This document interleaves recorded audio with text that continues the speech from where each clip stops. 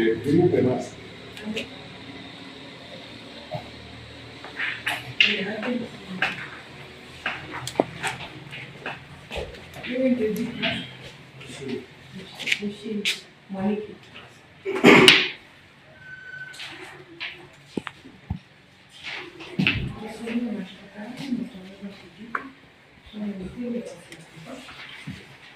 Umeshtakiwa na kosa la kusababisha kifo kwa kuendesha gari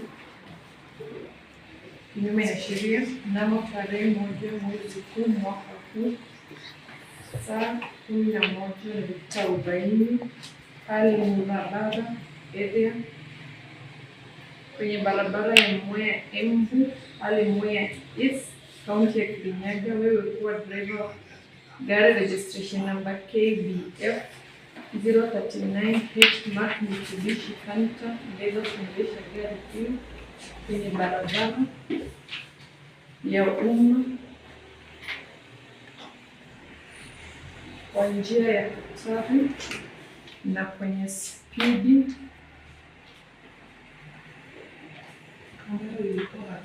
ambayo ilikuwa hatari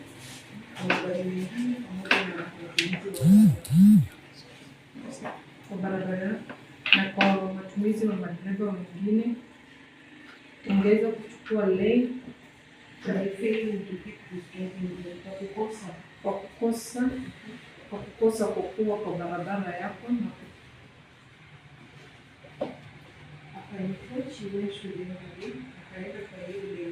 ukaenda kwa laini nyingine magari ambayo inatoka pande ya nyingine. Magari zingine zilikuwa zinatoka pande zingine na kutojali hiyo circumstance ingeweza kusababisha traffic kwa barabara na kugongana kichwa na tuktuk yenye registration number ambayo ilikuwa na passenger moja Pillion ambayo alikuwa kwa tuktuk hiyo anaitwa Purity Nyambura Mwaniki mwenye miaka 20 na kupokea injuries na ikasababisha kifo yake pale Kibimbi Level 4 Hospital. Ni kweli ama si kweli? Si kweli. Yeah, I was just so that we can go back because all the others they relate to the same particular but different now. So maybe to mention the deceased person, my late media they are important is the future to be of work to improve so that apart from the last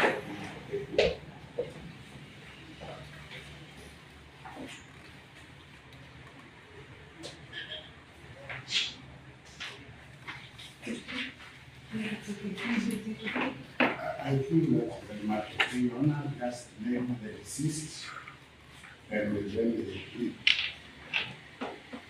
Shtaka la pili husababisha kifo la Roslyn Wajira Salim mwenye miaka 43. Ni kweli ama si kweli? Si kweli. Kosa la tatu ingeweza kusababisha kifo ya Abigail Wangui Tonga mwenye miaka 19. Ni kweli ama si kweli? Si kweli. Kosa la 4 ingeweza kusababisha kifo la Faith Wangila mwenye miaka 40. Ni kweli ama si kweli? Si kweli. Kosa la 5 ingeweza kusababisha kifo la Simon Wanjaini Wanjohi. Ni kweli ama si kweli? Si kweli. Kosa la 6 ingeweza kusababisha kifo la Isma mwenye miaka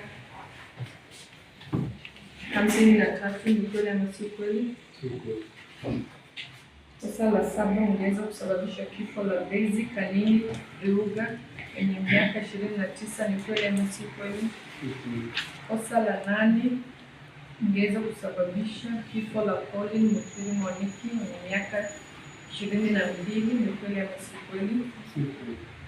Kosa la 8 ingeweza kusababisha kifo la Charity Wanjiku Gathari. Ni kweli ama si kweli?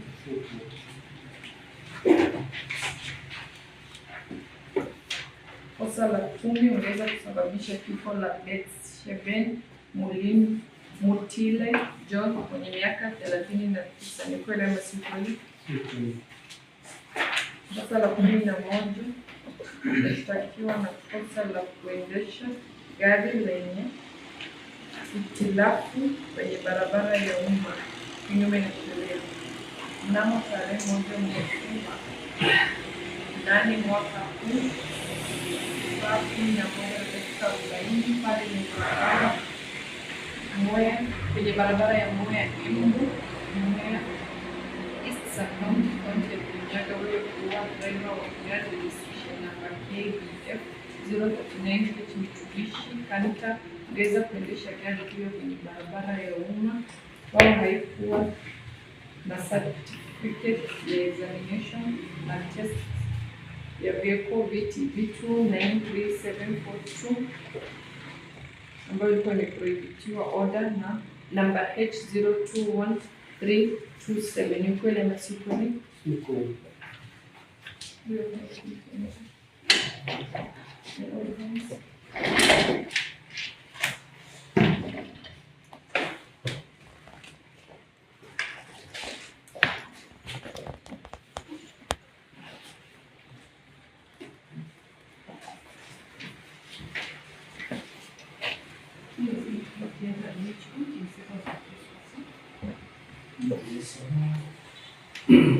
The accused Diana, aged 34 years old, married to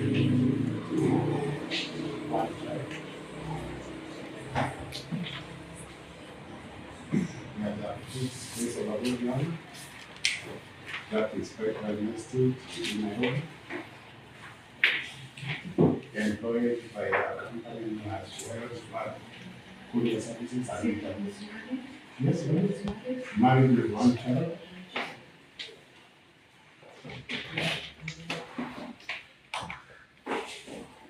He's employed by an international company, courier service company.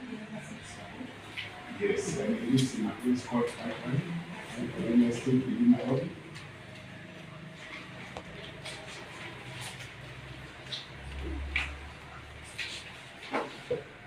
And he's employed by a courier company known as Wells Fargo.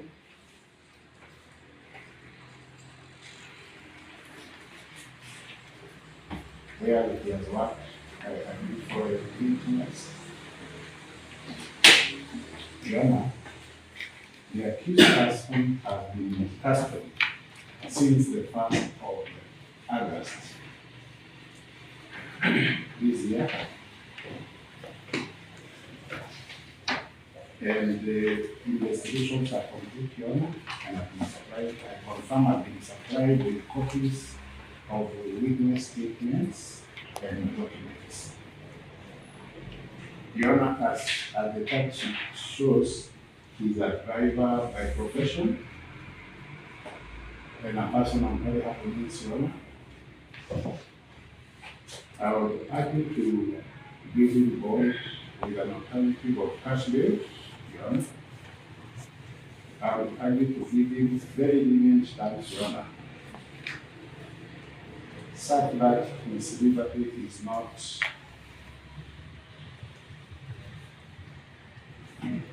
compromised. I would argue, Your Honor, considering his duties, to give him an argue of 50,000, Your Honor, considering the nature of the charge. The accused person undertakes to attend court as when required, Your Honor. I don't believe to understand that he is presumed innocent, Your Honor, until proved guilty. And I will argue to treat the accused person with utmost leniency and give him a cash bail of 50,000.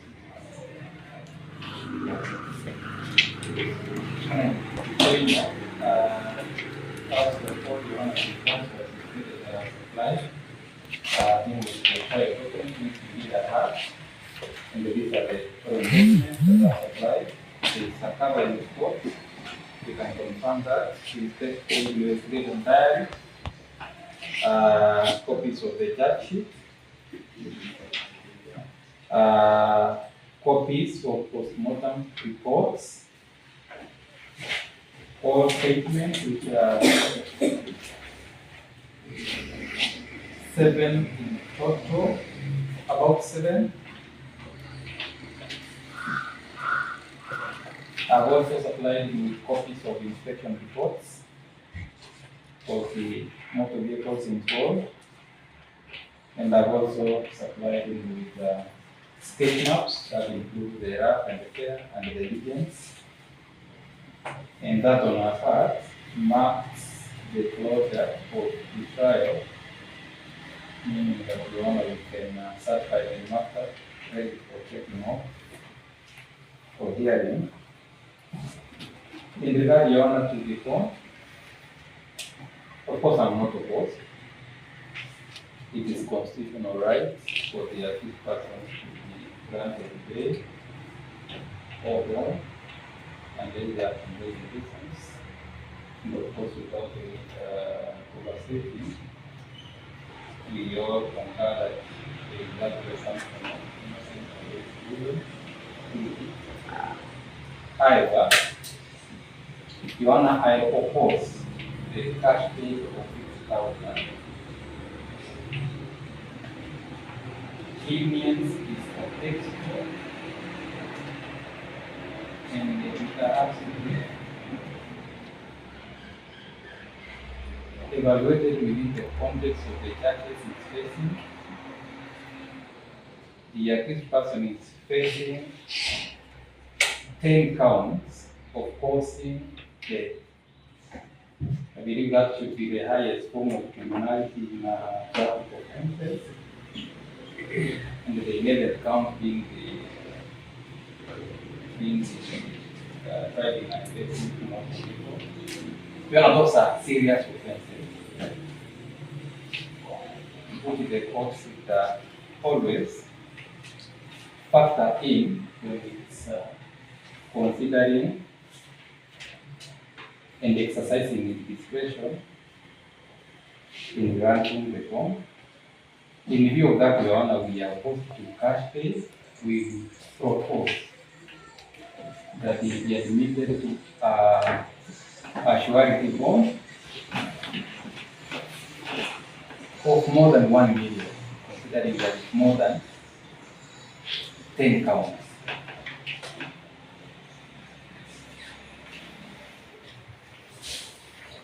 I suffice also to add that the counsel talked about that he was detained.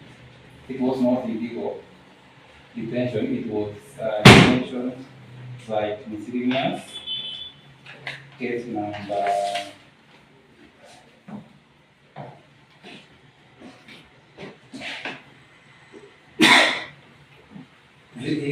E049 of 2026, which was just closed in court number 2 for him to take, for him to take, lead to take another one.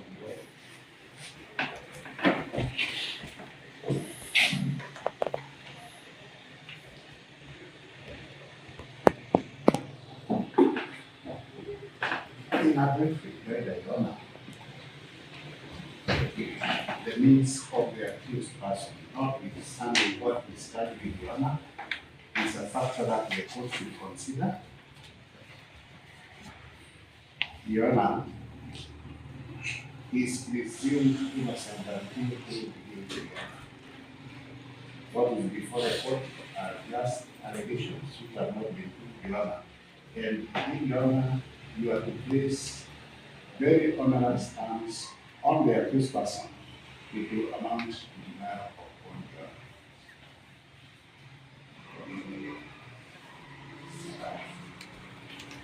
You remain in custody until the matter is understood. I would argue to give you cash bail. I note the counsel for the state has not stated the amount that I requested the court to give the accused person is on the other side. I will urge you to give a cash bail after that.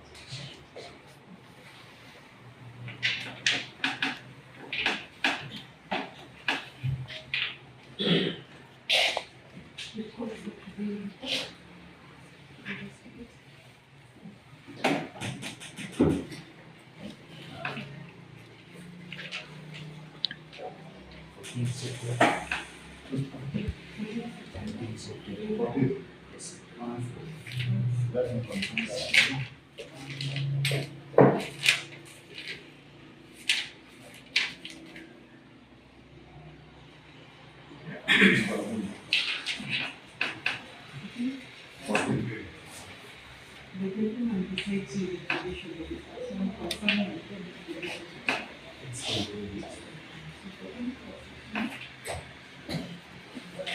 Kesi yako itakazwa tarehe 14 mwezi wa 9. Ofisa ataleta ripoti cha probation. Hiyo tarehe utapewa cash bail na bond.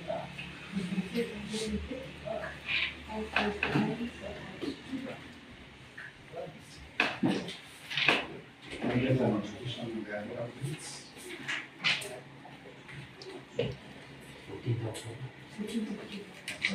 Let me confirm. Yeah. Yeah, you said. It's okay on the 26th. 26th October.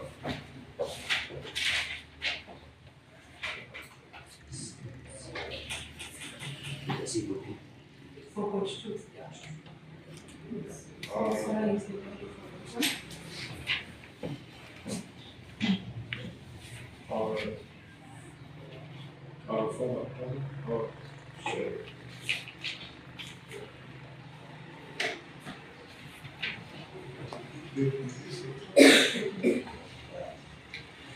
For November.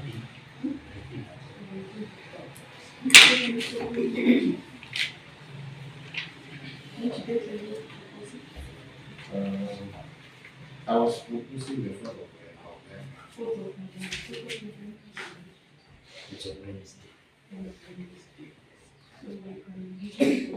Yes.